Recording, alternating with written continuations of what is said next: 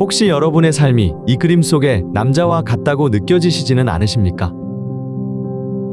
한 남자가 큰 길을 걸어가고 있었습니다. 그런데 이때 화가 난 큰 코끼리가 자신을 향해 다가오니 도망치기 시작했습니다. 미친 듯이 달리는데 의지할 곳이 없었습니다. 남자는 마음속에 두려움이 가득 차오릅니다. 이때 언덕에 한 구덩이가 있는 것을 발견하고 그 안으로 피하기로 합니다. 마침 구덩이 앞에 큰 나무가 있었고 그 나무의 뿌리가 구덩이로 들어가 있어 뿌리를 잡고 구덩이로 내려갑니다. 한숨 돌리려는 찰나 구덩이에는 독사들이 바글바글거리며 남자를 쳐다봅니다. 남자는 더 이상 내려가지 못하고 멈춥니다. 설상가상으로 흰 쥐와 검은 쥐 두 마리가 나타나 남자가 붙잡고 있는 나무 뿌리를 갉아먹기 시작합니다. 다시 남자는 나무 뿌리가 끊어질까봐 마음이 온통 근심 걱정으로 가득 찹니다. 그런데 이때 남자의 이마로 무엇인가 똑똑 떨어지는 것이 있었습니다. 올려다보니 큰 나무에 달려있던 벌통에서 꿀이 떨어지는 것입니다. 남자는 입을 벌려 떨어지는 꿀을 맛보았습니다. 아, 달콤하구나. 어느 날 사찰을 방문했다가 이 벽화를 보고는 순간 묘하게 빠져들었습니다. 이 사람의 모습이 나와 같은 건 아닌가.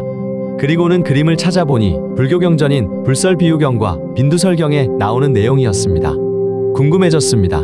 이 남자는 어떻게 되었을까? 그리고 이 남자가 살 수 있는 방법은 무엇일까? 경전에는 이 남자가 살아나는 방법은 말하지 않았습니다. 여러분은 어떻게 생각하시나요? 이 남자가 살 수 있는 방법은 무엇일까요? 그림 속의 모든 동물들은 우리 삶 속의 여러 상황들을 비유합니다. 큰 길은 인생을, 남자는 평범한 사람들을, 코끼리는 인생이 항상 똑같이 흘러가지 않음을, 우물은 삶과 죽음을, 남자가 매달린 나무 뿌리는 목숨을, 검은 쥐는 밤, 흰 쥐는 낮, 즉 시간을, 남자가 받아먹은 꿀은 인간의 욕망을 말합니다. 저는 이 그림에서 제 자신을 보았습니다. 변화의 갈등이 매우 큰 내 모습. 그 변화를 주저하다가 구덩이로 숨어버렸다가 간신히 뿌리에 매달린 남자의 모습 같아 보였습니다. 이렇게 힘들게 나무 뿌리를 붙잡고 버티는데 쥐들이 갉아먹기 시작하는데 어떤 결정도 내리지 못하고 우물쭈물하며 시간만 보내고 있습니다. 그런데 마침 꿀물이 한 방울씩 뚝뚝 떨어지는 것이 마치 당장 눈앞에 들어오는 작은 수입인 것입니다. 그것을 받아 먹으니 아무 생각도 나지 않습니다. 어차피 구덩이 속으로 떨어지면 올라올 수가 없다. 심지어 뱀까지 가득하다. 이대로면 저 아래로 떨어질 것이다. 그것을 알면서도 꿀 한 방울에 입을 벌리고 다른 것을 외면하고 있는 상황입니다. 어떻게 해야 살아날까? 결국 이 남자는 쥐들에 의해 뿌리가 끊어지기 전에 코끼리가 있는 저 넓은 땅으로 올라가야 한다는 생각이 들었습니다. 올라가자.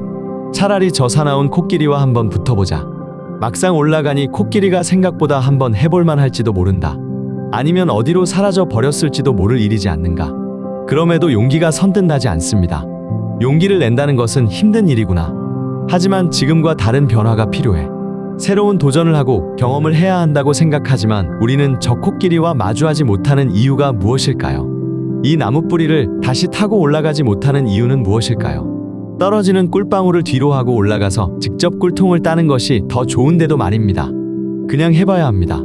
그냥 이런저런 결과에 망상을 집어치우고 용기를 내서 변화를, 새로운 경험을 당당하게 마주해야 합니다. 이 그림 속의 남자가 나의 모습과 같다고 느끼신다면 뿌리를 잡고 땅으로 올라와 당당히 마주하시기를 바라겠습니다.